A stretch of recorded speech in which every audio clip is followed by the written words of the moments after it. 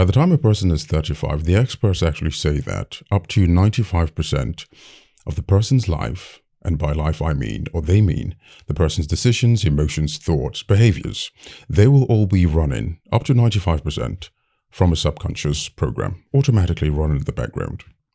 Now, this is a massive problem because if there is a program that's dictated and controlling 95%, up to 95% of a person's life, if the program has not been consciously put in place by you, that means 95% of your life is being dictated and run in a way or in the direction or to the direction that you don't want.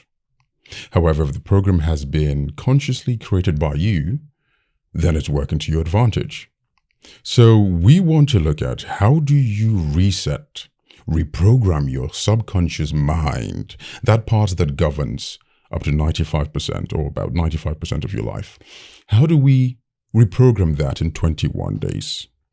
Now, in yogi tradition, in the Indian tradition, they have a saying that the mind is a wishing tree or wishing well.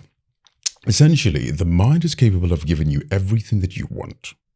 If you want X, it can give you X. If you want Z, it can give you Z. But what this means is that if you do not know how to harness the power of the mind, you're going to get what you don't want. And sometimes if you also do not know how to program and run your mind properly, you will get what you don't want thinking it's what you want. And then you start to convolute your entire process. So let's strip this back. Let's understand the mind, and from that, let's be able to build and reprogram the mind in a way that 21 days from now, you will effortlessly find that you start moving towards your goals, ambitions, dreams, and the things that you want to actually start to manifest in your life. And by manifest, I simply mean taking action to make sure they come into your reality. Now, let me tell you a story, actually. You see, there was a very famous man who came from a very poor and deprived background. Typical tech startup founder in the US who's come from, let's say, Nigeria, Africa, India, or some other parts of the world. So this tech startup founder became extremely wealthy and popular. So one day, the news or the media said, you know what, like they like to do, let's actually run an editorial on you. We've discovered that you've come from a poor and deprived background. Let's actually run a piece just to uncover, how did you become successful? What are the tips? What are the strategies? How did you come from this? So the tech founder thought for a while and went, you know what, let's do it. So he packed all of them, flew them back home. Everything was good. Now they discovered that he had a very poor father who had maltreated them, abused their mother, and eventually died.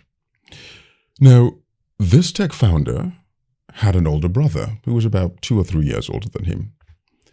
So every day, in the midst of their poverty, not having enough to eat or even survive, seeing their mum down, seeing the life, house, everything dilapidated and down, the tech founder would say to himself, I must get out of this.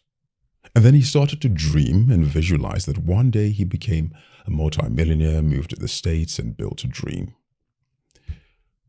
So they then looked at the tech founder and went, hang on, this is not adding up. How come your brother, who's only a few years between you and him, right, is extremely poor? So they interviewed the brother. And the brother said, my father was abusive. My mother couldn't help us. I didn't have the money for education, for basic food, for my life. Of course, my life is not going to amount to anything. And that is why I'm where I am. They then took the same piece and interviewed the brother, the tech founder. And he said, my father was abusive. My mother couldn't take care of us. I didn't have the basic necessities to provide for myself and educate myself and move forward in life. And because of that, I had to strive, and that is where I am today. The mind. If you know how to harness the power of your mind, it can create heaven or it can create hell. You choose. So how do you start to actually go deep into the subconscious mind? In fact, let's take a step back. Why does the subconscious mind even exist in the first place? From an evolutionary perspective, it is extremely tasking to think. If you were to process everything that your brain processes right now, if you were to process it through your conscious mind, it wouldn't work. It will definitely overtask your conscious mind. Researchers found that, and it's estimated that, get this, the conscious mind processes 40 bits of information per second. The subconscious mind, on the other hand, can process up to 40 million bits of information in that same second. That's a ratio of 1 to 1 million. Meaning, there is so much data, information that your brain, your mind is processing, that it has moved to the subconscious parts of your brain, your neural networks, deep neural networks. And your conscious mind, only 5% focuses on the little things that you are doing day to day. So therefore, from an evolutionary perspective, it's so tasking for the conscious mind to handle everything. So the bulk of that is moved to the subconscious. Perfect. If that's how it works, how do we then access that subconscious mind? Look at it this way. First of all, what is the mind? What is your mind? A lot of people, they think that the mind is the brain. No. Your brain is made of a collection of cells, brain cells. The brain cells are called neurons. Now, what neurons do, right, they simply act as electrical channels. There's a part of the neuron that receives an electrical signal. There's another part that then processes it. There are 3 parts. And then the third part sends the electrical signal off to another neuron. And when it goes off, in between, so a neuron 1, a neuron 2, they connect to each other. In between, in the middle, there is a gap, a space, called a synapse. Now, the way the electrical signal moves from one to the other is when the electrical signal is being transmitted, it releases a chemical in the middle, which then chemically moves to the other one, and therefore that then excites or ignites the electrical signal to then carry on. When you observe something in life that you call a memory, it's not stored in your brain physically. No, nothing, in fact, is stored in your brain physically. What simply happens is this. The neurons have different connections. So, for instance, you see the color red, your neurons might arrange all across your brain in a certain pattern. You see the color blue, you hear a story, a music, a song. It arranges in different patterns, or the neurons arrange in different patterns. When you think of that thing, or let's say you observe that thing in life, what simply is happening that you're recollecting as memory is simply the neuron or neural connection pathways, patterns, that then triggers the electrical storm. And that electrical movement in that pattern leads to you recollecting, having that memory, perceiving, being able to perceive life. Now, if you, scary thought, if you were to literally take away all your neurons and replace them with new neurons, and you were able to somehow magically recreate the patterns, you would have the exact same memories. So the mind is not the brain. The brain with its neural connections acts as a gateway to access that electromagnetic electrical storm patternly in order to then access that archived information, which is basically, you can say, in the ether or somewhere in another dimension. So how do you then access the deep subconscious? How do you then rewire the different neural connections? And how do you then arrange them in the way that works for you? Interesting or important point. I'll look at it this way. It takes approximately 21 days, according to deep research. It takes 21 days through repeated patterns for a neuron to actually form itself properly or strengthen itself properly in a way where you actually can see physically, if you observe the brain, you can see a physical change in the brain structure. It takes 21 days approximately of repeating a habit, repeating something till it then encodes itself within your brain, and then it becomes a habit or pattern. Now, there is, let me see if I can remember the gentleman's name. There is a man that goes by the name of Donald Hebb. I believe it's Hebb's law. And basically, what this simply means or says is this. When you look at nerves or the neurons in a person's brain, neurons that wire together, fire together. Nothing new. Again, going to the same pattern we're talking about. What this simply means is that if you simply repeat a task constantly, and you repeat it and you repeat it and you repeat it, what happens is through a process in the brain known as myelination, whereby the brain, the body, will go ahead and insulate the neurons that are connected together. And by insulating them, it allows the electrical signals to flow more freely like a highway. It also allows for less friction, and it also strengthens them, so that connection becomes deeply embedded, right? They're more formed.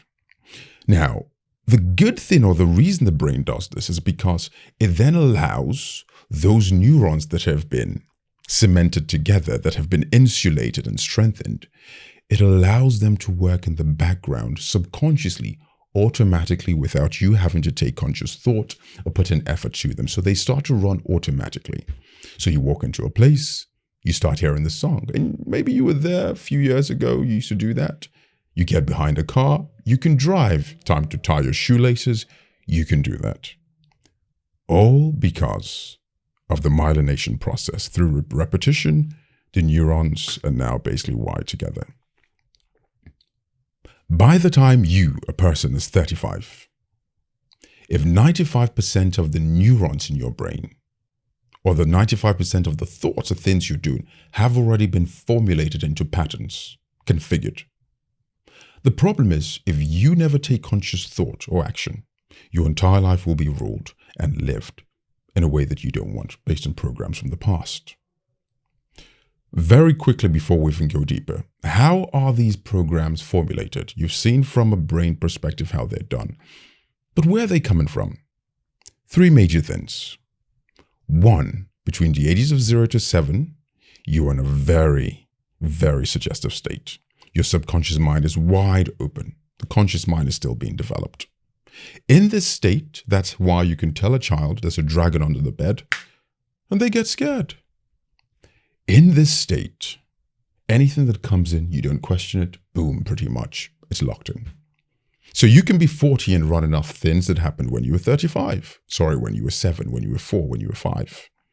Think money issues, think relationship issues, think parents saying, you will never amount to anything great. All goes back to this. The second thing, or second way that you can actually embed stuff or information is embedded into the subconscious mind. Acute stress. You're 21, you go through a breakup. You're 25, you have a car accident or something. If something acutely happens to you that stresses you deeply enough, it embeds itself. And now you've got trauma, or you've got something that you like, or something you're running from. The third thing is basic. Repetition. Remember, neurons that wire together, fire together. So if you repeat something constantly over time, you become that thing. It's common sense. So now we've seen what the mind is, how the brain is, how these things, they're formed. The next question is, how do you now harness it? Luckily for you, there is someone that goes at something Heinrich. The name skips me right now. But essentially, research has found that the brain, the adult brain, retains its neuroplasticity throughout its entire life. And what that means by retaining its neuroplasticity is the ability for the brain to be able to form new neural networks, new bonds, and at the same time prune them, disassociate them. So the old bonds, the old connections which you have created, if you're conscious enough and take a decision, you can actually prune them, you can disassociate them. And that's what we want to look at today, how you can consciously get rid of the old program, and consciously reinstall the new program. So like a computer software, you update, you upgrade, and then your life starts to function.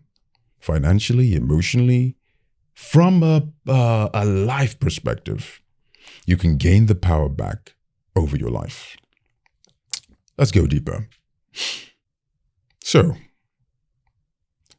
there is something in the conscious mind known as the critical filter. Before I tell you that deeper, let me tell you another story. So there was this man, got married to a beautiful woman. One day, the woman took him and brought him in front of the elders in the village. They lived in a rural part of the world. And she said, this man that I married, he's lazy, he's competent. I married a competent man. He's smart, but he's lazy. Since we got married, he doesn't want to do anything for himself. He leaves everything to me because he knows I'm smart, I'm intelligent, I'm good. You know how many women complain about the things that men do, especially when they get married. So this was going on. And whilst this was going on, there was a very smart and wise old elder. So the elder called her to the side whilst the other elders were talking to the husband and told her, arrange a visit to your mother next month and go away for 3 weeks.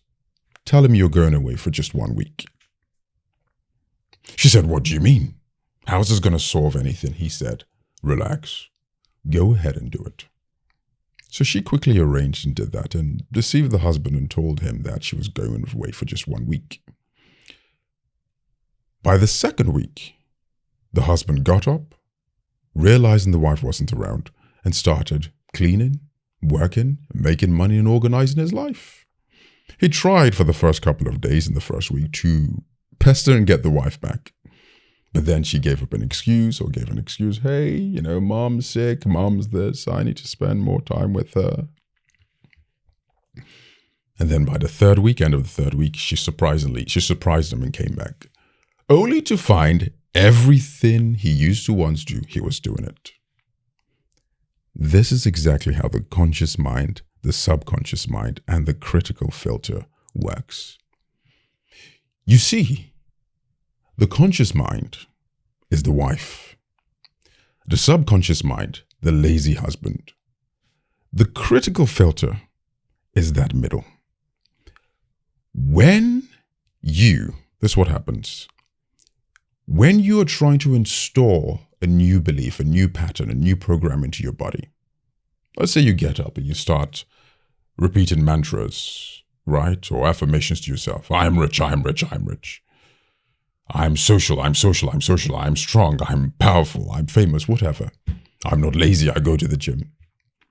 When you do that, the critical filter in your brain, scientifically, listen, this is a very important term.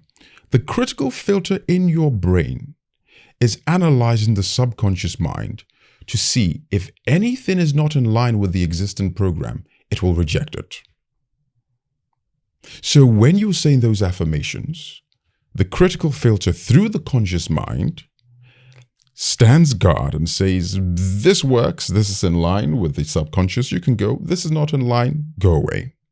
So it will reject all your attempts consciously based on the old program, and this is where people get stuck. Now, if you can somehow bypass that conscious mind and the critical filter, information could go deep into the subconscious, and that's how you reinstall a new program. And this is how hypnotherapy and hypnosis works, hypnotizing people. This is how it works, by the way, where you're able to put the conscious mind at bay and bypass that critical filter and go straight to the subconscious mind, install the new belief, and now the person can make money, the person can be social, the person can be happy, the person cannot be lazy, the person can have life. So, in this case, when the wife leaves, the critical filter goes to sleep. And then the subconscious mind, the man, the husband, got up and started doing everything. Because there was a new program, or the existing program which was right, we could bring and surface something good. Right. So, how do you do this? Let's explain, and this is where you really, really need to pay attention. You see, the conscious mind operates from 14 hertz to about 40 hertz. That is the beta brain state, beta frequencies. Below that, you have the alpha state running from about 8 hertz to 13 hertz. This is when you are in light meditation, but also at the same time, you're still conscious, you're still aware, you're still awake. Below that, you have between the range of about 4 to 7 hertz. This is the theta brain state, brain waves, brain frequencies. Here is when you're in deep, deep, deep meditation. And then below that, from about 0.3 to about 3 hertz, you have the delta state, right? Lower state. This is pretty much borderline, or if not even sleep. And then below that, basically someone's sleeping. Now, the issue here, the important thing you need to get is this. The critical filter operates in the conscious zone. So 14 hertz, 15 hertz, upwards to 40 hertz. If you can get yourself to an alpha state or theta state where you're in light meditation or you're meditating, the conscious mind and the critical filter goes to sleep. And in that state, whatever you logically put into the subconscious mind, that now works. So, how do you put your conscious mind to sleep and get directly to the subconscious mind and change the program? I'll give you one simple technique. So, there is something known as the theta state. You, by the way, don't need to go and hypnotize yourself. You don't need to do that at all. You don't.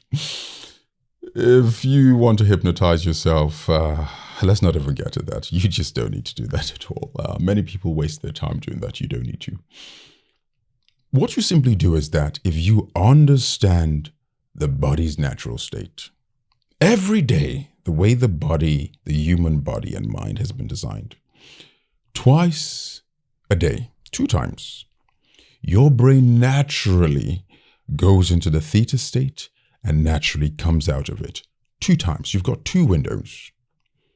If you know through normal, simple techniques how to access and utilize those states, you can change your life. And this wishing tree of a mind, you are now able to utilize it to move your life forward. The first state or the first window. Logically, as a human being, your brain has different activities during the day. When you wake up in the morning, you're coming from sleep about 0.3, to about 3 hertz, the delta state and all of that. And when you're in a rapid eye movement, you're coming from that slowly. And then you wake up into the theta zone, you're still lightheaded. And then as the day progresses, you go into the alpha in the morning, and then beta, boom, where you're working and you're conscious and you're solving the entire world's problems, if you want to be Superman. When you are in that theta zone, when you just wake up, don't rush to grab your phone. If you lay down there on the bed, on your pillow, and you think of exactly the thing you want, you think of the life you want, you not only think of it, you see yourself doing it and you feel it. Let's do an exercise right now. Let me show you how great the mind is. Pay attention and practice with me. Close your eyes wherever you are. If you're sitting, sit up straight. Take 1 full deep breath in and 1 full deep breath out. Again, in, out. I want you right now to imagine a dog right next to you, a dog. Think of the dog. See the dog. What does the dog smell like? What is the color of the fur? Is the dog panting heavily? Now I want you to touch the top of the dog.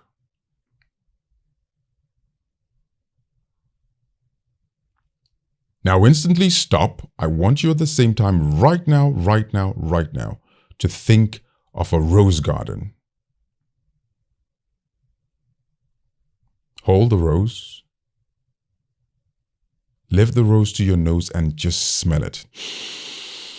Inhale, inhale, inhale. What does it smell like? Now, at the same time, stop all of that and imagine a zombie is running to you right now. Open your eyes. Some of you would have seen the dog having a brown fur. Some, the dog might be running. Some, it might be whatever. When I said switch to the rose, you might have seen whatever color of the rose is. You would have smelled it. You might have thought of the thorns. When I said the zombie, instantly you saw something running to you. It might have been green. It might have been black. Whatever. But did you notice something? While you were thinking of the rose, you didn't think of the dog. While you were thinking of the zombie, you didn't think of the rose. But you felt it. You smelt it. You imagined the background, the scenery. This is the power of the mind.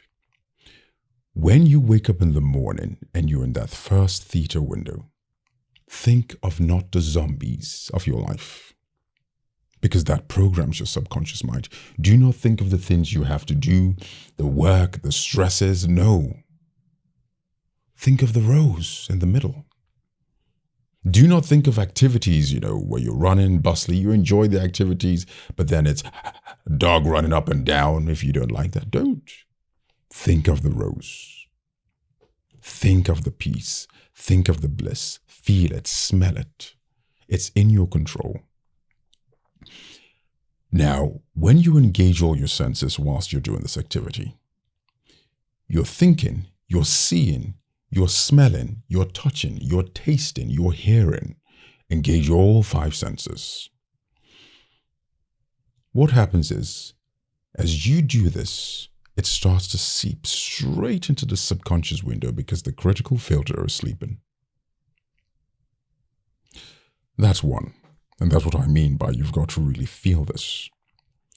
Now, the second window, when you're about to go to bed at night, that night, your brain now goes from the beta to the alpha to the theta, and then eventually to the delta. While you are in the theta state, just about to drift off, research has shown that the last 15 to 20 minutes before you go to bed is extremely important whilst you're just there and about to drift off. Whatever you're thinking of then is extremely important. This is why. You see, research has shown there's a book, Why We Sleep, I believe it is. They were brilliant in the way they detailed this. When you sleep, your brain goes through activities whilst you're sleeping, and your brain, especially when you're in REM, rapid eye movement sleep later on and all of that, your brain is essentially archiving and analyzing and processing the events and experiences of the day, and it's storing it, sorting it, categorizing it, and analyzing it. Think of the fact that you are living experiences twice, during the day first, and secondly at night whilst you're asleep. So it's archiving and analyzing. Now this is important. The last 15 to 20 minutes before you drift off into sleep, the things you think of then, those are the very first things that your brain starts to archive and process and work on. Importantly, if you're doom scrolling and you're not controlling what's going on into your brain, you're archiving and processing that right as you go into bed. This is one of the reasons loads of people, if you think of something hard enough, you go into sleep and then you start dreaming of it. So what are you consciously scrolling on, looking at, thinking of? Are you in a stressful situation? Are you in a happy, peaceful, meditative state? Are you thinking of abundance, your life, your love, your energy, your bliss, just before you go to bed? 15 to 20 minutes, that window. Now, whilst you are drifting off in the second theta window, the same thing. You close your eyes and you think only of the thing you want, the life you want, the programs you want to be installed, the habits, the behavior. Envision the person and feel with all 5 senses of yours. And you directly feed the subconscious mind. Now, the second window, theta window, is extremely important because as you drift into that, you now start to sleep and your brain works on that fresh and starts to archive, starts to process, starts to work on it from a subconscious, from a quantum plane, and reprograms your body, your cells, your behavior. And then you wake up the next day and you repeat for 21 days. So look at this. Scientifically, we know your brain has 2 states, or the theta window, to reprogram your subconscious mind. 2 times of the day where your subconscious mind, the window becomes open. Brilliant. You're going to utilize that every day. 21 days, because we know that through research that neurons that fire together, wire together. And it takes 21 days for the neurons to actually, for you to be able to see a noticeable change in your brain if you're scanned and checked. And also scientifically, we know that the more you repeat those things, 21 days, you get the myelination effect, where your brain reinforces those neural connections. It reinforces them by insulating them and making sure that the signals run subconsciously, and now it's automatic. So you do this for 21 days. You feel it, you envision it, you utilize those 2 states. The critical window, the critical filter goes to sleep, and now you can start to program your subconscious mind. The next thing you want to pay attention of is this. That's the tool, that's the way, the process. Do 2 things. Become conscious of the things you don't want, the programs that are running that you don't want, and become conscious, the second thing, of the things or the programs that you want. You can journal, you can write them down, the things you don't want, and pay attention. Every time these things start to happen in your life, don't pay attention to them. Stop giving them your energy. Stop spending time and reinforcing those neural pathways. Instead, replace them, the habits, the behaviors, with the things that you want. Start to live and embody the life you want from the person you want to be. The way you dress, the way you talk, the way you breathe, the way you sit, just who you are, the kind of music you listen to, the places you go. This is not about the crowd.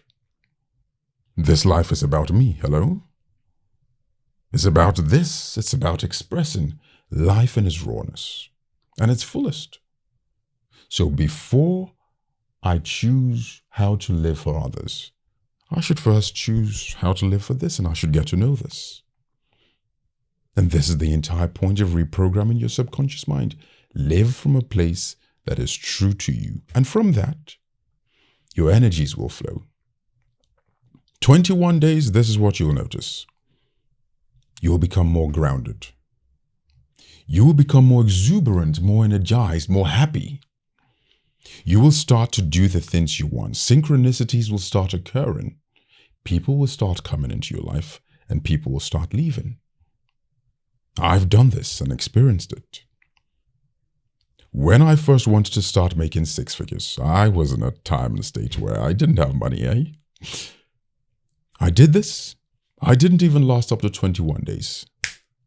I got a contract for 6 figures. My first time ever. First one ever. When I did this, certain people started to leave my life, and certain people started to come into my life. When I did this, I started becoming more direct and truthful and grounded. So this is one of the most powerful ways you can take charge of your life and reprogram your life. Now remember, as you go forth, your life is totally in your hands. Your mind is a powerful mechanism that 95% through the subconscious mind can run your life automatically. Cruise control, like a Tesla on the highway.